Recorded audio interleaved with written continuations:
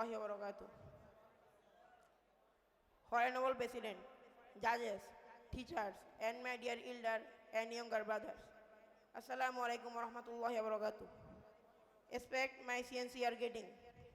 Special congratulations to Al Hida Student Kafela for organizing today's annual seminar 2025. Inshallah, I will discuss about that my country. My country. The name of our country is Bangladesh.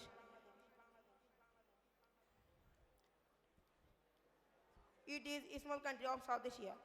Her land area is about 1,47,570 square kilometers. But her population is about 160 millions.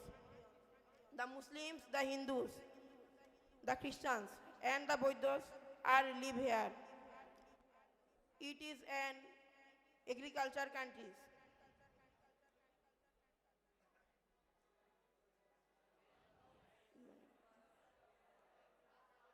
The main crops in my country are rice, tea, jute, and sugar, etc. It is also a rivers of country. Bangladesh is a capital country. Assalamu alaikum warahmatullahi wabarakatuh.